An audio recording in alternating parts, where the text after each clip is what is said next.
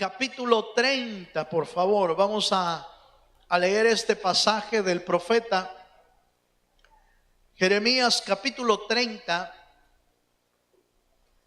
versículo 8 y 9. Vamos a estar leyendo. Gloria a Dios. Cuando usted lo tenga, dice amén. Amén, hermano. Jeremías, capítulo 30, verso 8 y 9. Dice así la palabra del Señor. En aquel día, dice Jehová de los ejércitos, yo quebraré su yugo de tu cuello y romperé tus coyundas, y extranjeros no lo volverán más a poner en servidumbre, sino que servirán a Jehová su Dios y a David su rey, a quien yo les levantaré. Amén. Esta noche vamos a dedicar esta enseñanza al estudio de ese yugo o esos yugos que a veces están puestos sobre la cerviz o sobre el cuello de muchas personas. Pero antes de hablar un poco acerca de lo que simbolizan los yugos dentro de la Biblia, quiero referirme a este texto y ver el ambiente en que el profeta está escribiendo este texto. Jeremías vivió una de las épocas más difíciles del pueblo de Israel. Jeremías vivió en el tiempo exacto antes de que el pueblo de Judea y su pueblo fueran llevados cautivos por Babilonia. Un poquito antes de ese evento. Y Jeremías vio por revelación de Dios el tiempo en que el pueblo iba a estar cautivo. 70 años de cautividad venían sobre el pueblo de Israel, sobre el pueblo de Judea y sobre los otros pueblos que habitaban la tierra cerca de Babilonia. Babilonia se había convertido en un imperio gigantesco y estaba conquistando todos los pueblos. Lamentablemente, no todos habían entendido, porque muchos de los profetas del tiempo de Jeremías le decían al rey: no rey, no tengas pena, Dios va a liberar al pueblo de Israel, Dios va a liberar al pueblo de Judea. Y le profetizaban al pueblo, diciéndole, al rey y al pueblo, diciéndole que no, Dios iba a romper todo yugo de ellos. Sin embargo, Jeremías recibió por revelación de Dios que no iba a ser así, que iban a tener que sufrir 70 años de yugo y que era mejor sujetarse en obediencia a Dios, que el Señor se encargaría. Y este es el capítulo 3, el capítulo que estamos leyendo ahora, en el versículo 8, capítulo 30, versos 8 y 9, donde no solamente Jeremías revela el tiempo y que van a estar esclavizados, sino también que vendrá el día, vendrá el tiempo en el que el Dios del cielo todopoderoso iba a liberar al pueblo de Israel, pero después de los 70 años. Y entonces vino a mi mente los diferentes tiempos y periodos que Israel ha sufrido cautividad, ha sufrido yugos, ha sufrido cadenas, ha sufrido maltrato, ha sufrido esclavitud de muchas formas y en muchos tiempos.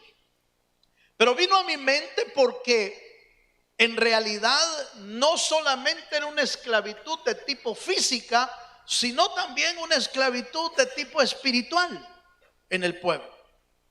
Ahora, quizás usted y yo no tuvimos, gracias al Señor, no tuvimos una cautividad o una esclavitud física, pero sí tuvimos una esclavitud espiritual.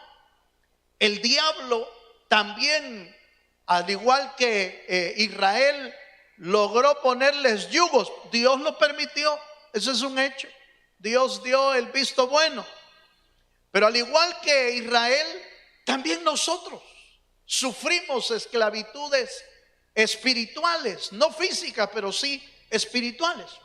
Y entonces me di a la tarea de investigar un poco qué simboliza los yugos dentro de la Biblia. ¿Qué simboliza? Y encontré por lo menos 4 tipos que hace referencia a nuestra vida también, y que yo quiero que usted y yo lo revisemos, porque de repente usted y yo ya somos nacidos de nuevo, somos libres por la sangre de Cristo. ¿Cuántos dicen amén? Pero a saber si de repente todavía el diablo le logra poner algún yugo a uno. Y vamos a revisar los tipos que podemos encontrar en la Biblia. Acompáñenme a Levítico capítulo 26, versículo 13. El primero que vamos a hacer resaltar, la Biblia habla de yugo por lo menos en 50 citas bíblicas. Yo voy a tratar de revisar lo que más resalta en la Biblia en cuanto a los símbolos. Dice Levítico capítulo 26, versículo 13. ¿Lo tiene, hermano? Yo Jehová vuestro Dios, oiga, que os saqué de la tierra de Egipto para que no fueseis sus siervos, y rompí las coyundas de vuestro yugo, oiga, las coyundas de vuestro yugo, y os he hecho andar con el rostro erguido. El primer tipo que vamos a ver es el yugo de servidumbre. Egipto es un ejemplo, pero bien claro, de cómo el pueblo de Israel fue llevado cautivo, fue llevado esclavizado, y era hecho que hacían trabajos forzados, y obviamente trabajos que no era que querían y no era que les pagaran. Hacían trabajos forzados como esclavos, pero le estaban sirviendo a Faraón. Se ha tratado de desvirtuar que muchos de las pirámides y muchas de las construcciones egipcias fueron construidas por esclavos, y entre ellos esclavos israelitas. Se ha tratado de desvirtuar eso, pero la Biblia registra con toda claridad que Israel estuvo trabajando para hacer construcciones en Egipto. Está claro ahí. Pero entonces el primer yugo tiene que ver con servidumbre.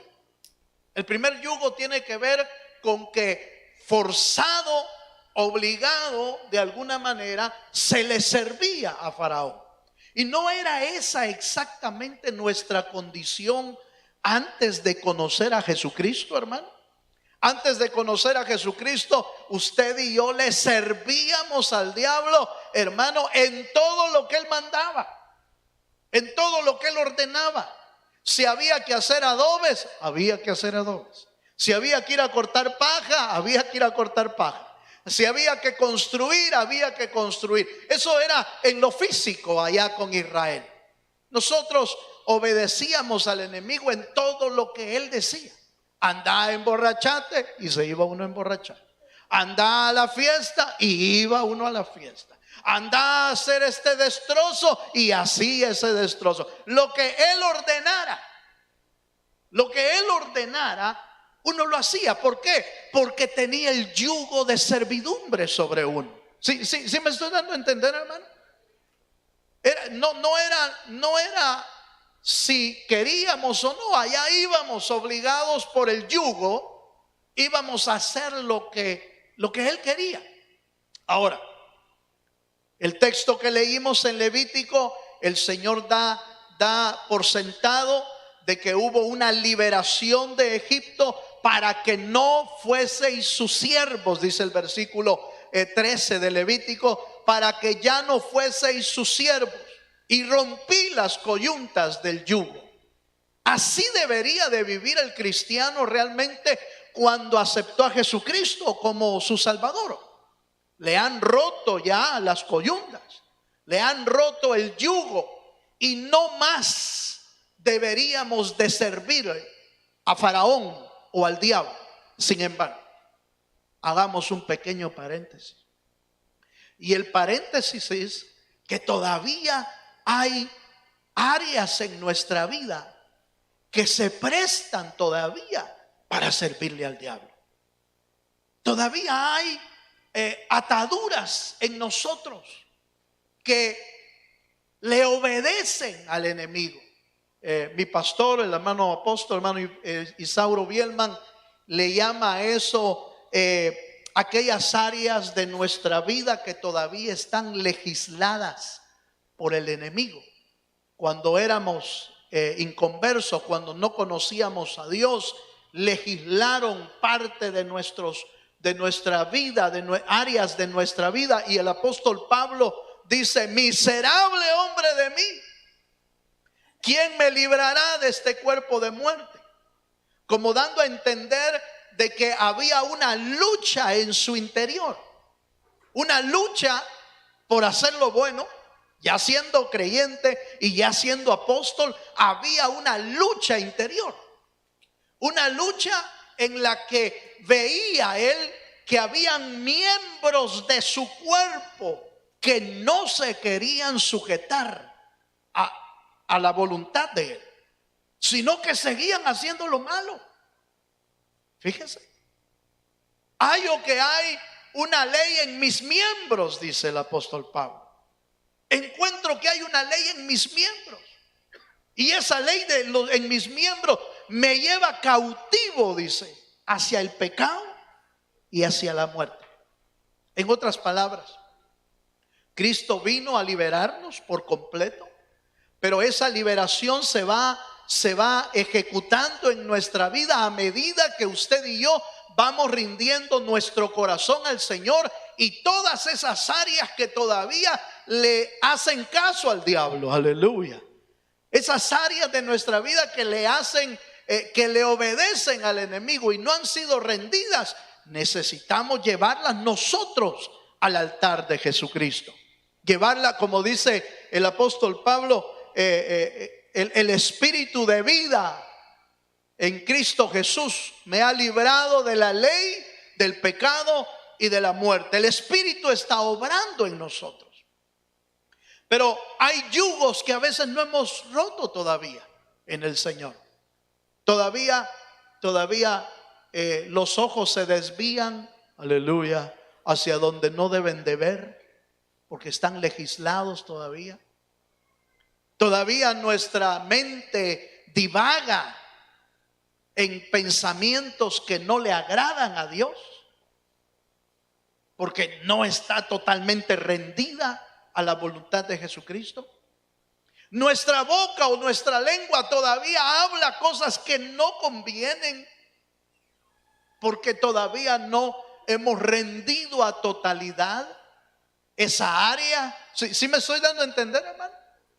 Entonces yo pienso que es importante tomar en cuenta que de repente podrían haber yugos que no hemos logrado quebrar en nuestra vida, que no las vamos a lograr quebrar nosotros, que solo las puede quebrar Dios, a medida que usted y yo las llevamos a la presencia de Dios. ¿Cuántos dicen amén?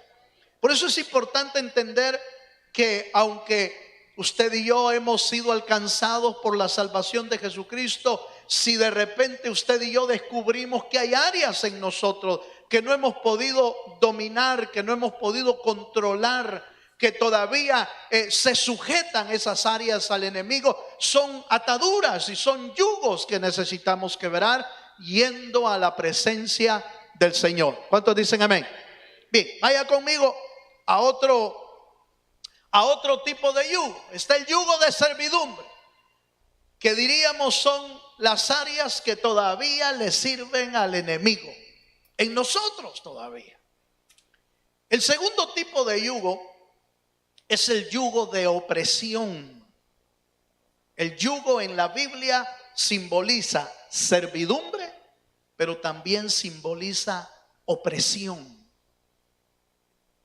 Obviamente Israel vivía oprimido por alguien que estaba arriba de él. Acompáñame por favor a Lucas capítulo 13, versículo 11 y 16.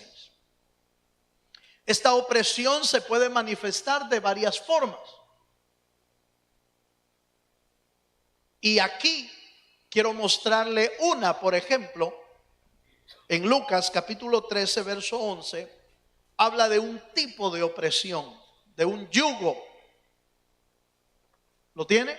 Lucas capítulo 13, verso 11 y 16 dice: y había allí una mujer que desde hacía 18 años, oiga esto, tenía espíritu de enfermedad y andaba encorvada y en ninguna manera se podía enderezar. Allá en el versículo 16 dice: y a esta hija de Abraham, que Satanás, oiga esto, que Satanás había atado 18 años, no se le debía desatar de esta ligadura en el día de reposo. Esta es la historia de aquella mujer que estaba en el templo, iba a la sinagoga, pero que tenía un problema en su columna, en su cerviz, que había hecho que se encorvara. Y se presenta obviamente como una enfermedad en el versículo 11, 18 años con un espíritu, pero note, dice un espíritu de enfermedad. Y ese espíritu de enfermedad había hecho que la mujer se encorvara y durante 18 años había vivido así. Cuando el Señor la liberta, provoca conmoción ahí porque los fariseos se enojaron no tanto por la sanidad, sino porque habían violado el día de reposo. No había que trabajar en día de reposo. Pero el Señor estaba enseñando que Él a eso había venido. Que el verdadero día de reposo no consiste, hermano, en quedarse en la hamaca. Aleluya. Que el verdadero día de reposo no es el guardar un día o el no hacer nada. El verdadero día de reposo es hacer la voluntad de Dios. Ese es el verdadero día de reposo. El verdadero día de descanso para el creyente no es no hacer nada. El verdadero día de descanso es hacer la voluntad del Dios de los cielos. ¿Cuántos dicen amén? Usted se recuerda cuando el Señor estuvo hablándole a la samaritana y por estarle hablando a la samaritana no comía.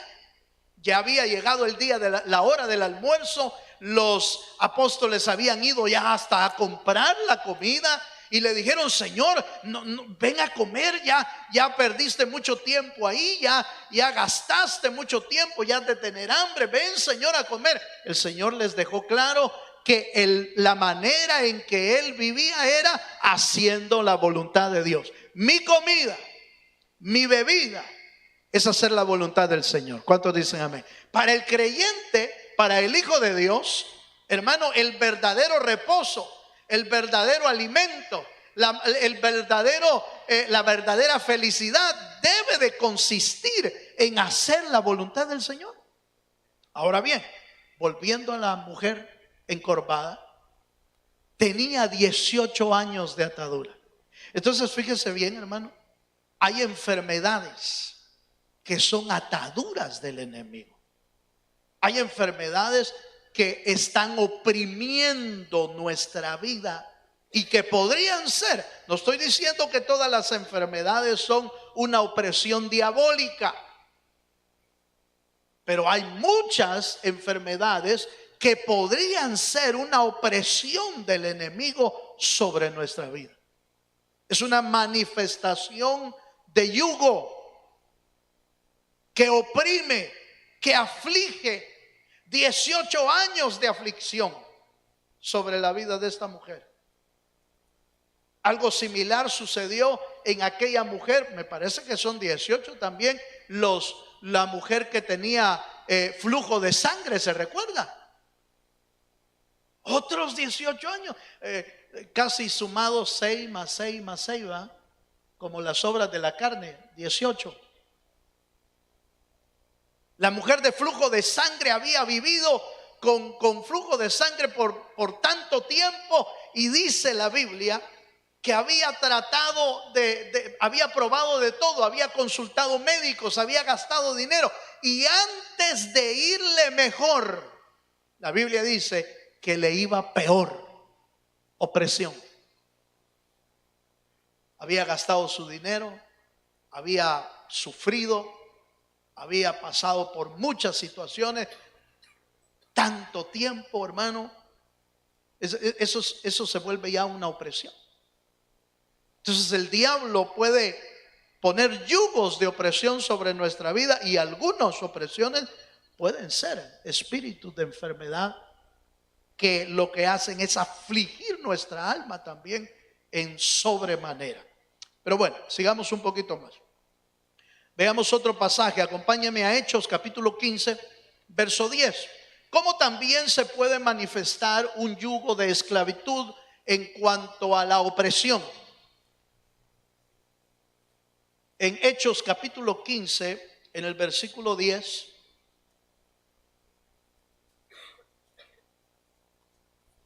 fíjese que la opresión puede llegar a ser hasta una sobrereligiosidad sobre nuestra vida. Hechos capítulo 15, verso 10. Dice: ahora pues, ¿por qué tentáis a Dios poniendo sobre la cerviz? Oiga, cerviz es el cuello, el yugo. Dice: poniendo sobre la cerviz de los discípulos un yugo que ni nuestros padres ni nosotros hemos podido llevar. Estaba hablando de la ley, estaba hablando de la circuncisión, estaba hablando del yugo que se había convertido, hermano, las cargas. Usted recuerda que la Biblia dice que los fariseos ponían cargas sobre el pueblo que ellos no la querían mover ni siquiera con un dedo. Fíjese que tremendo que el legalismo, el legalismo, el imponer cargas sobre el pueblo de Dios, se puede convertir en un yugo que oprime. Que oprime porque desean hacerlo, pero no pueden hacerlo. Por ejemplo, usted sabe que en muchos lugares se enseña a veces que hay que hacer o no hacer cosas porque al Señor no le agrada. Algunas de ellas podrían ser: no se pinte, no se maquille, no se ponga una cosa de oro porque eso es pecado. Cuidado con las faldas, tienen que ser hasta abajo. No, la Biblia habla de no manejes, no comas, no hagas, no coma chicharrón, y muchas otras cosas que, aunque tienen a veces cierta sabiduría y cierta reputación de sabiduría, en realidad no las ha mandado Dios. Ese es el problema. El problema es que si Dios no lo ha mandado, todo lo que ordenemos o todo lo que impongamos sobre los discípulos se puede volver un yugo de esclavitud. ¿Sí me estoy dando a entender? Usted recuerda que el pueblo judío convertido, el pueblo judío que logró entender que Cristo era su Salvador, recibieron al Señor como su Salvador, pero querían seguir guardando la ley. Entre ellos, entre esas cosas, la circuncisión, el no comer tal cosa, el seguir guardando el sábado. Y entonces quisieron guardar la ley, pero trataron de obligar a los convertidos también, a los gentiles convertidos, trataron de obligarlo a que hicieran lo mismo. Y eso se llama judaizar. ¿Sí? Eso se llama judaizar. Trataron de hacer judaizantes a los recién convertidos en el evangelio. Y entonces los apóstoles, en consenso y entendiendo que eso no era lo que Dios quería, les dicen: miren, hermanos, ¿por qué están tratando de hacer que la iglesia de Jesucristo cumpla las leyes que ni nuestros padres ni nosotros hemos podido cumplir? Aleluya. ¿Por qué queremos legalizar a la gente a que cumpla la ley judía si nosotros no hemos podido cumplirla? Porque ¿quién podía cumplir la ley? Nadie. Nadie sobre la faz de la tierra la podía cumplir. El único que la cumplió se llama Jesucristo. Porque Jesús dijo: yo no vine a abrogar la ley, vine a cumplirla y a darle el verdadero uso, el verdadero significado de la ley y de la palabra. Porque los fariseos y el pueblo de Dios habían, hermano, convertido la ley del Señor en mandamientos humanos y en tradiciones. ¿Por qué estoy diciendo esto? Porque lo que habían hecho era interpretar la ley a su manera. ¿Sí? La habían interpretado a su manera y la aplicaban como ellos querían. Pero cuando Jesús vino, Él vino a cumplirla y vino a darle el verdadero significado. Por ejemplo, hablando del día de reposo, el Señor vino. ¿Cuántos creen que el Señor cumplió el día de reposo? Yo creo que lo cumplió. Yo no creo que el Señor no cumplió el día de reposo. Él la cumplió. Pero Él vino a darle el verdadero significado al día de reposo.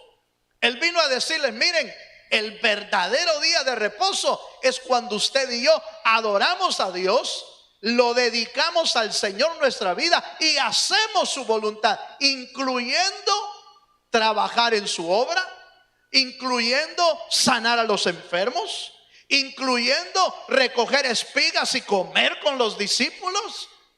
Él no quebró el día de reposo. Él le dio el verdadero significado. ¿Por qué no comen los judíos el día de reposo? Porque así lo interpretaron. Aleluya. Pero el Señor vino a cumplirla. Entonces, por eso, en la iglesia de Jesucristo, no importando la denominación que sea, yo no estoy hablando de denominaciones, la iglesia de Jesucristo no impone mandamientos humanos, sino que explica la palabra, y lo que está en la palabra se enseña, no como yo la interpreto, sino como el Espíritu debe de interpretarla. ¿Cuántos me están entendiendo? Entonces, porque el detalle es que si empezamos a cumplir mandamientos humanos, en lo que vamos a caer es que vamos a caer en una opresión sobre nuestra vida. Y es una opresión. No puedo comer tal cosa. Yo recuerdo a alguien que yo conocí muy cercano. Yo recuerdo que era un padecimiento de su alma cuando asábamos carne o asábamos chicharrones, y ella no podía comer porque se lo habían prohibido. Entonces solo le hacía,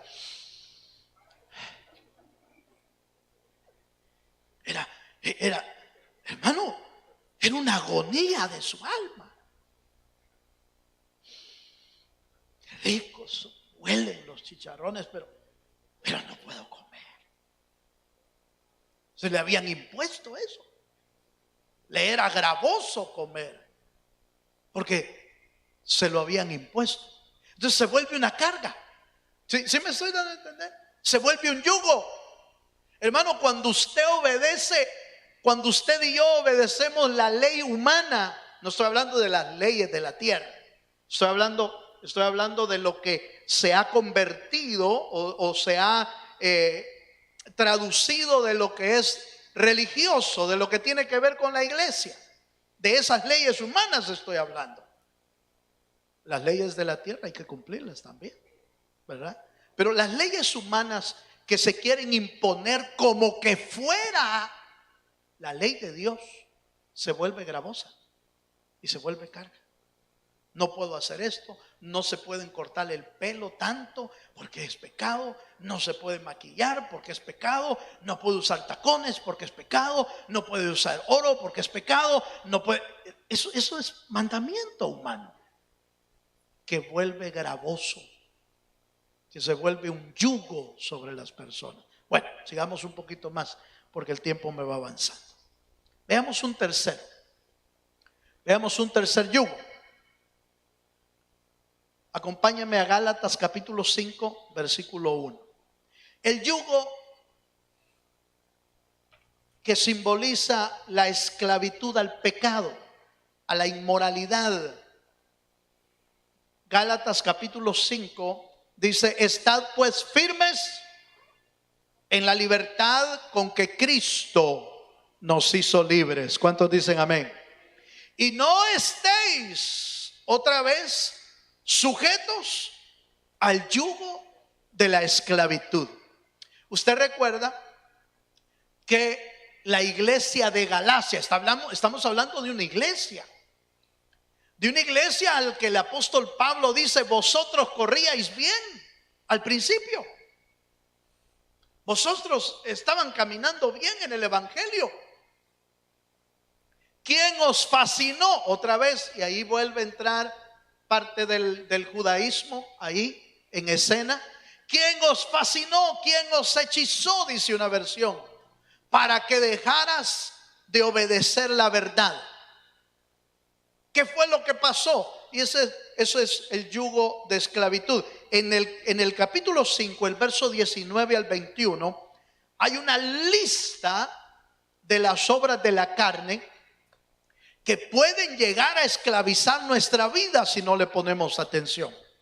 Gálatas capítulo 5, verso 19 al versículo 21 dice: y manifiestas son las obras de la carne, que son adulterio, fornicación, inmundicia, lascivia, idolatría, hechicerías, enemistades, pleitos, celos, iras, contiendas, disensiones, herejías, envidias, homicidios, borracheras, orgías y cosas semejantes a estas, acerca de las cuales os amonesto, como os lo he dicho antes, que los que practican tales cosas no heredarán el reino de Dios. Hermano, por favor, yo quiero que tomen muy en cuenta este pasaje, en primer lugar porque Galacia era una iglesia. Los hermanos que estaban ahí en Galacia era una iglesia de Jesucristo que había comenzado bien, pero que por alguna razón habían dejado la libertad con que Cristo los había hecho libres y estaban desviándose hacia otra esclavitud de nuevo, a la esclavitud que ejerce las obras de la carne en nuestra vida, el pecado, la inmoralidad.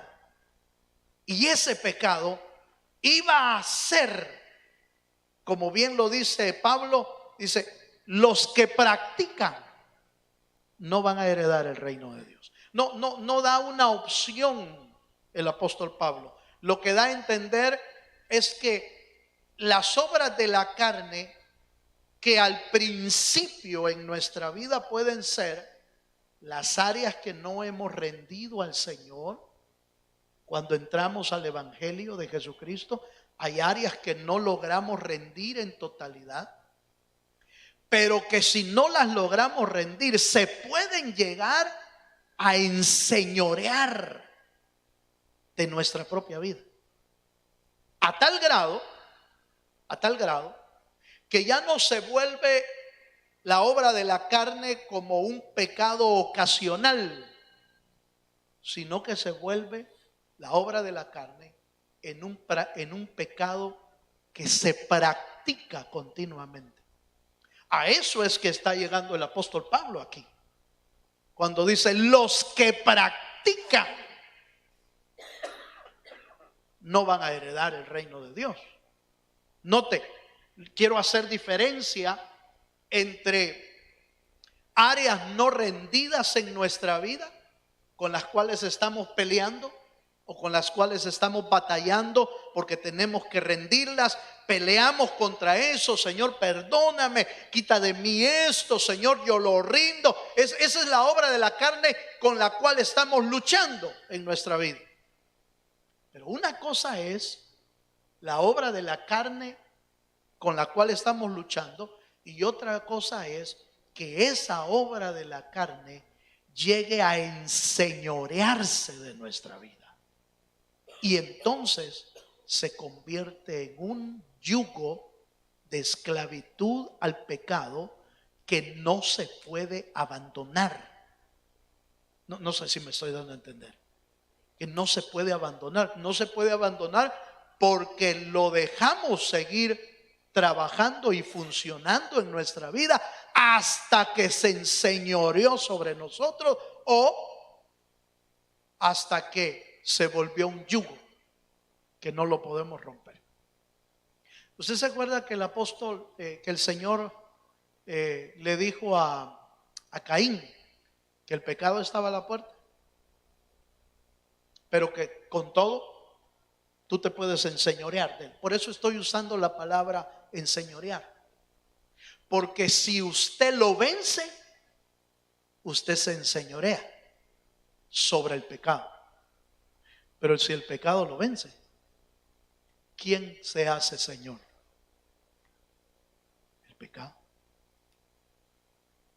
Entonces el pecado se enseñorea y empieza a tener tal autoridad, tal yugo sobre nuestra vida, que ese pecado ya no lo puede quitar uno.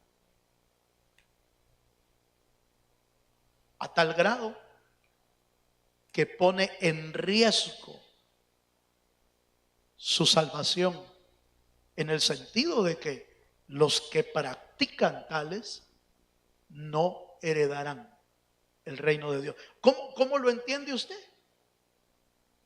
¿Cómo se interpreta si no heredan el reino de Dios?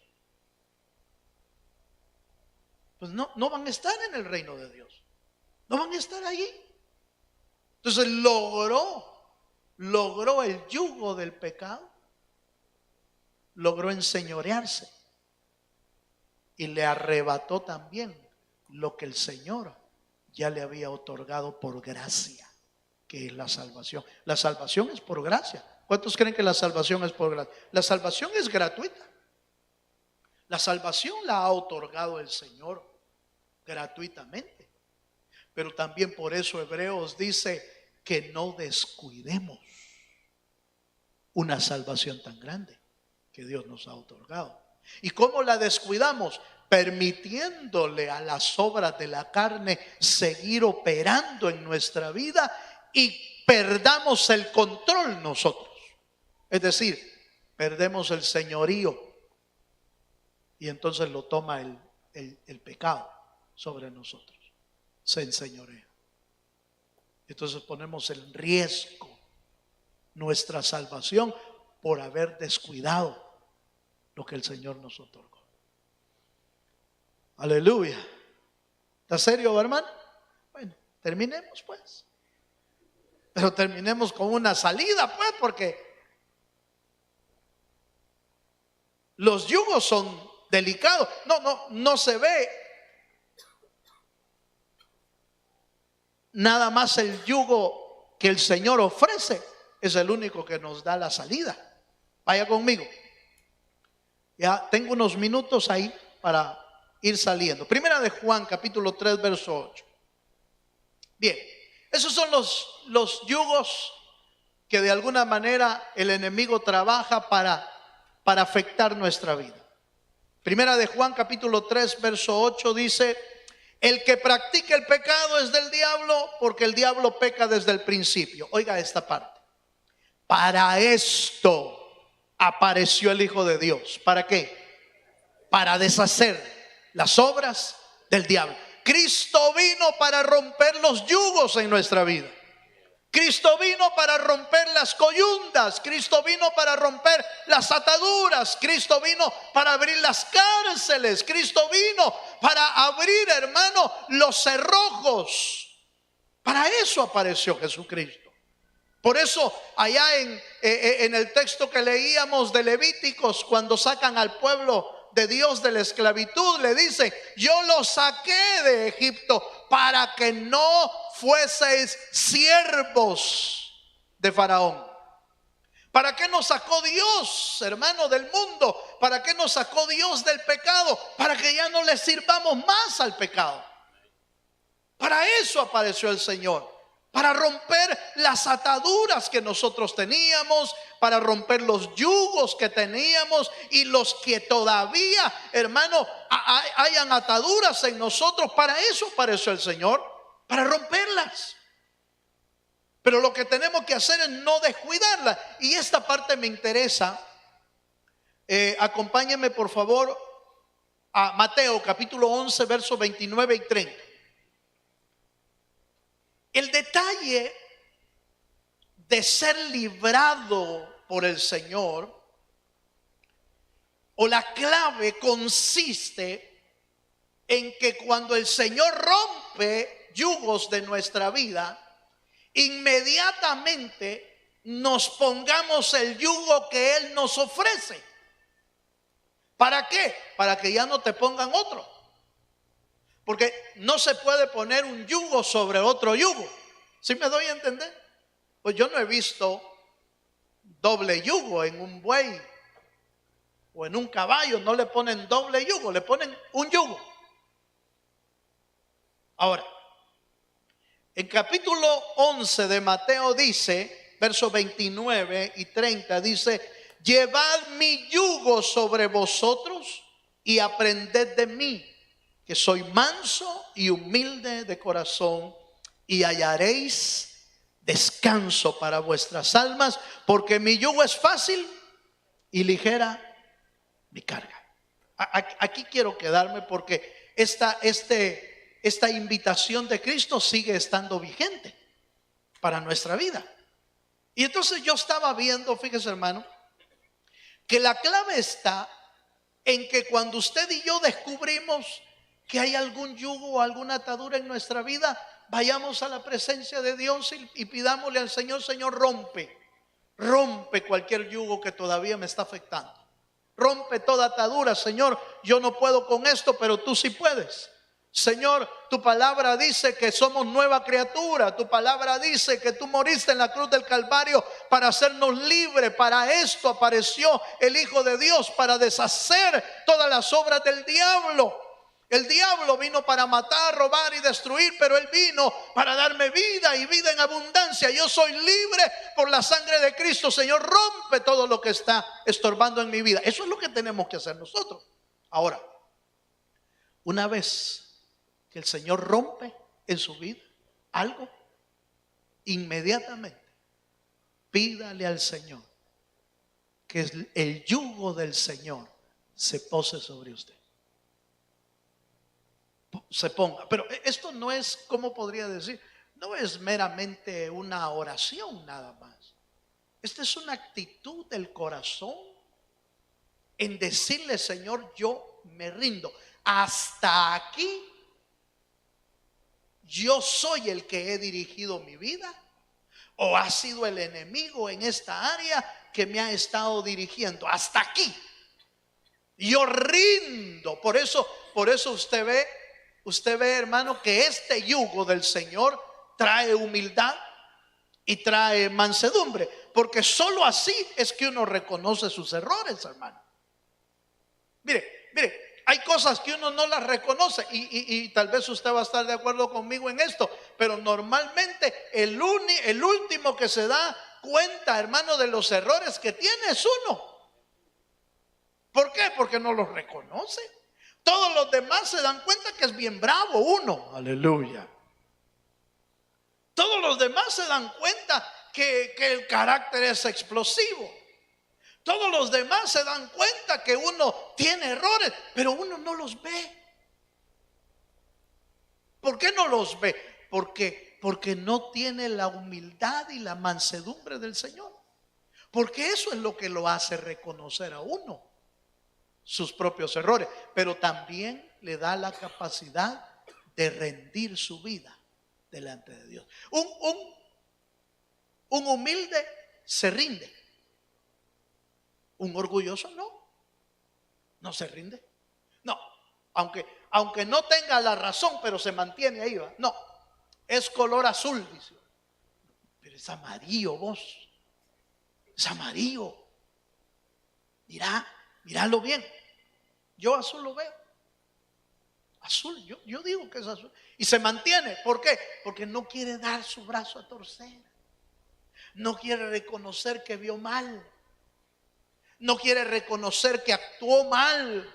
No quiere reconocer que dijo las cosas mal. Y entonces se sostiene, se mantiene. No tiene la humildad de bajarse. No tiene la humildad de decir es cierto. Miren, de veras. Así, aunque sea riéndose pues. Sí, de plano me equivoqué, ¿va? Me equivoqué. Cuesta. Entonces, la clave es aceptar el yugo del Señor. ¿Para qué? Para que nadie ponga sobre ti otro yugo en esa área de tu vida. Y podamos disfrutar del verdadero gozo del Señor. Amén, hermano. Leo el mismo verso una vez más para concluir. Porque la invitación del Señor sigue estando vigente. Llevad mi yugo sobre vosotros y aprended de mí que soy manso y humilde de corazón. Hallaréis descanso. El yugo del Señor es el que trae descanso. Los otros yugos traen tristeza, opresión, pecado, muerte, traen de todo. Pero el yugo del Señor trae descanso para nuestras almas.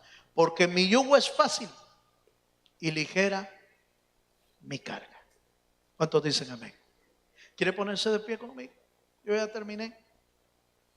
Pero quiero invitarle esta noche a que si descubrimos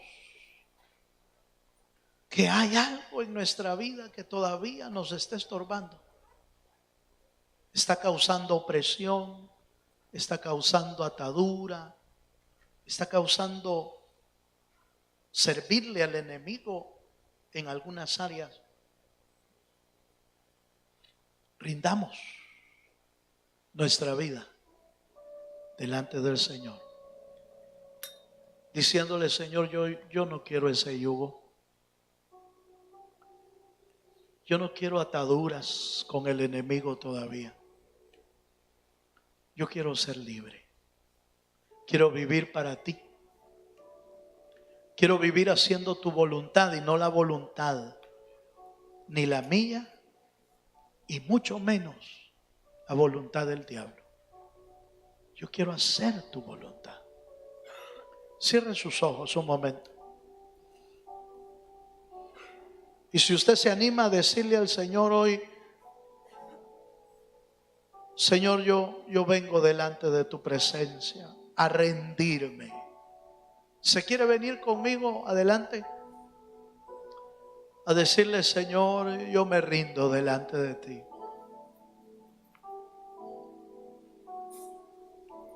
Señor, rompe de mi vida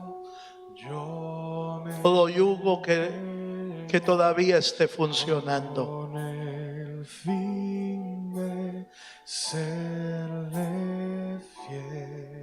Señor, yo rindo mi vida ante ti. Para siempre Aleluya. Quiero amarle y agradarle